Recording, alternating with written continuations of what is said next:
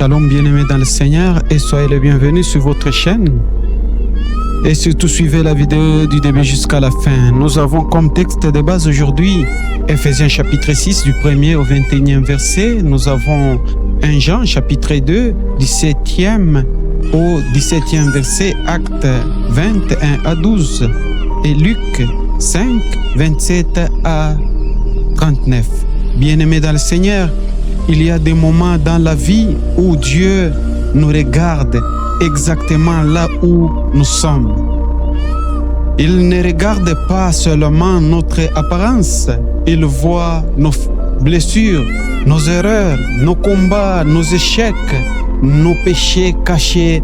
Et pourtant, malgré tout ce qu'il voit, Jésus-Christ continue de nous appeler. Imaginez Lévi ou Matthieu assis à son bureau de péage. Il avait un métier qui lui avait peut-être apporté de l'argent, mais il avait perdu quelque chose de beaucoup plus précieux, la paix de son âme et la considération des hommes. Puis Jésus passe et Jésus ne lui dit pas: mets d'abord ta vie en ordre, puis viens me suivre. Mais il lui dit simplement: suis-moi. Et Matthieu s'élève et le suit. Voilà l'évangile.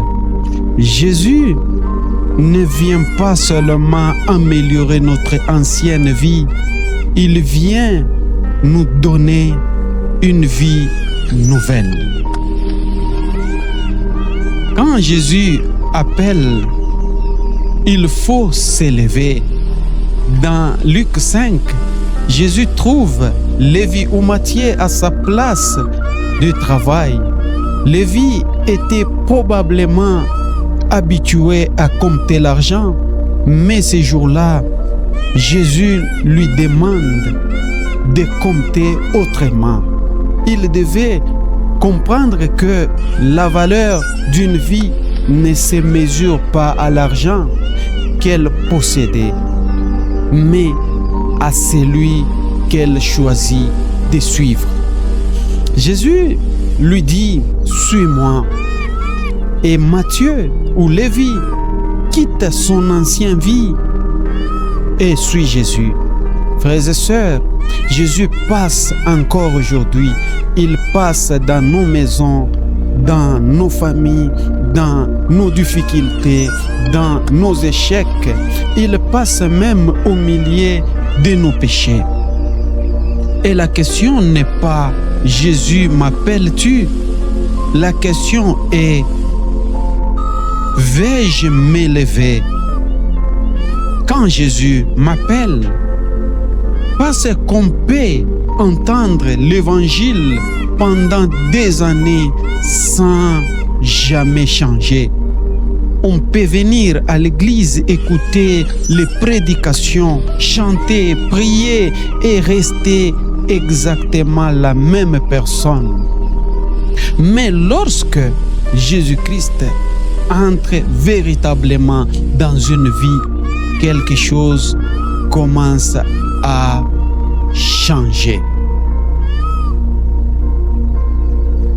Saint Jean nous dit: celui qui aime son frère demeure dans la lumière. Et il nous avertit de ne pas aimer le monde et ses désirs au point d'en oublier Dieu. Voilà le combat du chrétien. Ephésiens 6 nous rappelle que nous sommes engagés dans un combat spirituel. C'est pourquoi Saint Paul dit: revêtez-vous de toutes les armures de Dieu. Pourquoi? Parce qu'après avoir rencontré Jésus-Christ, l'ennemi cherchera toujours à nous ramener à notre ancienne vie. Il y a des habitudes qu'il faut abandonner, il y a des relations qu'il faut remettre entre les mains de Dieu. Il y a des paroles qu'il faut arrêter de prononcer. Il y a des rancunes qu'il faut déposer. Et il y a des péchés auxquels il faut dire « ça suffit » immédiatement. Je ne veux plus vivre comme avant. Le chrétien n'est pas celui qui n'a jamais eu de combat. Le chrétien est celui qui, au milieu des combats, refuse d'abandonner Jésus-Christ. Alors, revêt-toi de la vérité, revêt-toi de la justice. Prends le bouclier de la foi, prends le casque du salut, prends l'épée de l'esprit qui est la parole de Dieu et surtout n'oublie pas de prier. Dans l'évangile, Jésus-Christ dit quelque chose de puissant. Personne ne met une pièce d'un habit neuf à un vieil habit. Il parle aussi du vin nouveau que l'on ne met pas dans des vieilles outres. Pourquoi? Parce que Jésus veut nous enseigner une vérité profonde.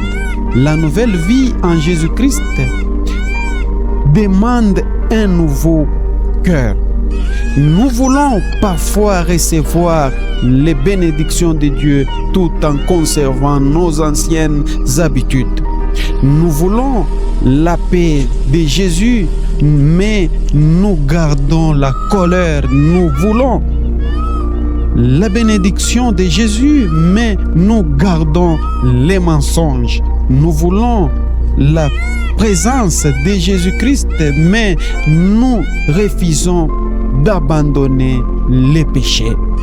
Mais Jésus-Christ dit, il faut du nouveau. Lorsque Lévi ou Matthieu rencontrent Jésus, il ne reste pas simplement assise à son bureau, mais il se lève. Et plus tard, il ouvre sa maison à Jésus.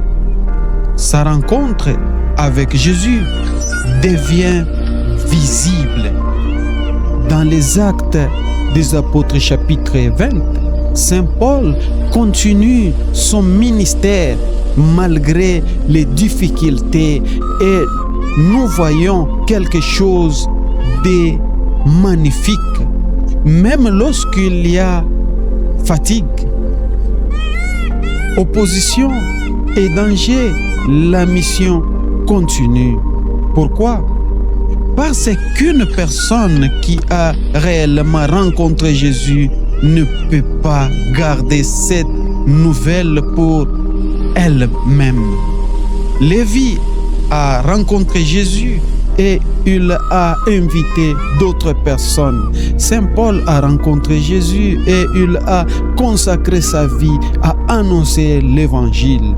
Et aujourd'hui, Dieu nous demande, qu'allons-nous faire de Jésus que nous avons rencontré? Allons-nous garder notre foi enfermée dans l'Église? Ou allons-nous porter la lumière dans nos familles, nos quartiers, nos lieux de travail et auprès de ceux qui souffrent?